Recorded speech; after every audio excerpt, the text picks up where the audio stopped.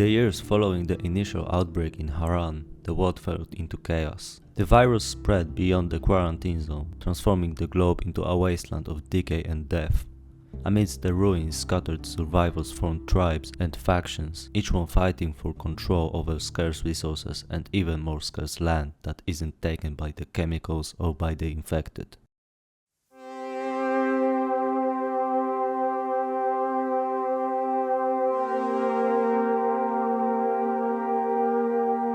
The citadel was once a bustling metropolis, now a desolate cityscape. It is a fortress, built from the remnants of skyscrapers, fortified with metal and concrete, and ruled by the man known only as the Warlord.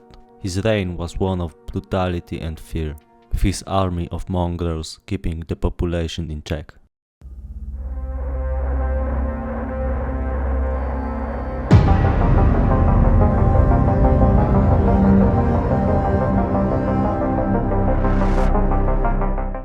At the heart of the citadel was the arena, a colosseum of carnage where the warlord entertained himself with bloodsport. The citizens of the citadel, desensitized, gathered to witness the savage combat. Among the fighters was a man named Kyle, a former soldier haunted by the ghost of his past.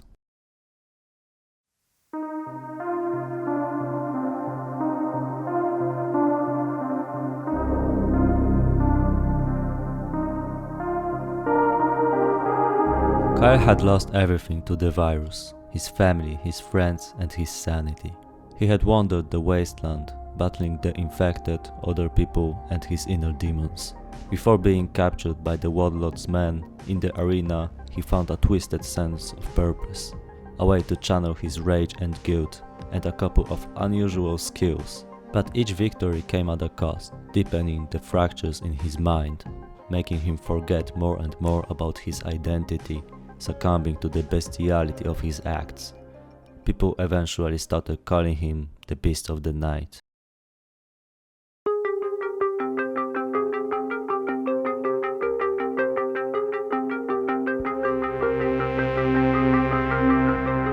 Unknown to the warlord, a rebellion was brewing within the citadel.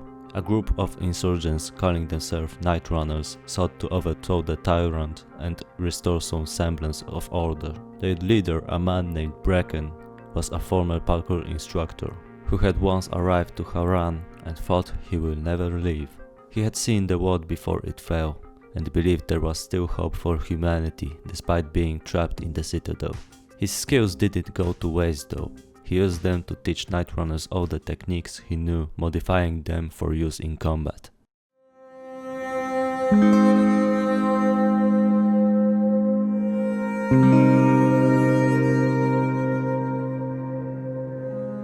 One fateful night, Brecken infiltrated the arena seeking to recruit Kyle.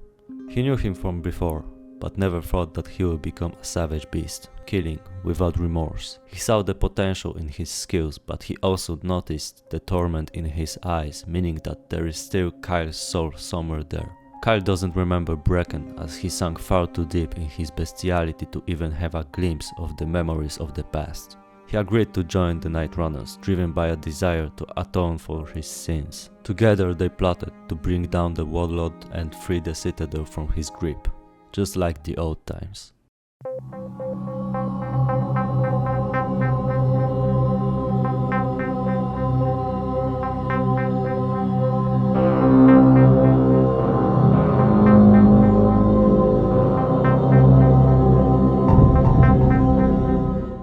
The day of reckoning arrived. The Night Runners launched an attack on the citadel's defenses, while Kyle and Brecken led a small team into the arena to fight the warlord. The battle was fierce and chaotic, a barrage of screams of falling enemies and muffled gunshots from makeshift weapons. None of the Night Runners died that day.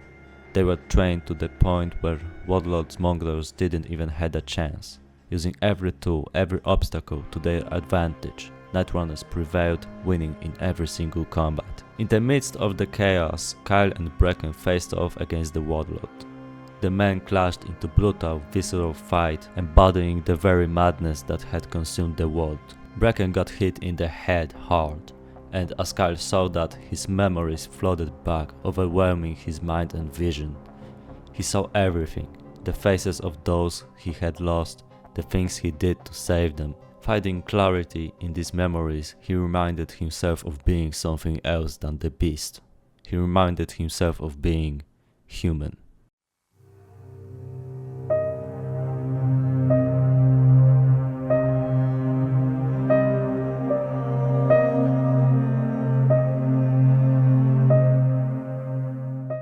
With a final desperate effort, Kyle overpowered the warlord, ripping him to pieces, ending his reign of terror. The fall of the tyrant sent shockwave to the citadel, giving the obvious sign to the Night Runners' victory. They won, but in all this commotion they lost Brecken. He never recovered from the previous blow to his head, and he didn't have a chance to survive this one. Kyle said he's sorry for abandoning him in Haran and swore that he would do what Brecken would do. He began the task of rebuilding, working to unite the survivors and forge a new society on the rooftops. He took the role of a parent, teacher, a role model for the future generations of Night Runners.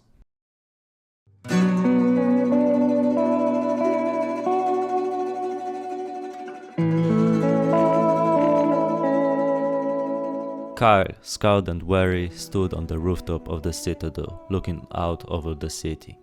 The fight for survival was far from over, but for the first time in years there was a glimmer of hope.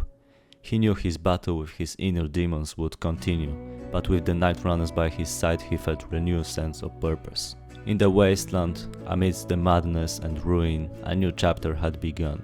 The world was still a shadow of its former self, but perhaps, just perhaps, there was a chance for redemption on the rooftops.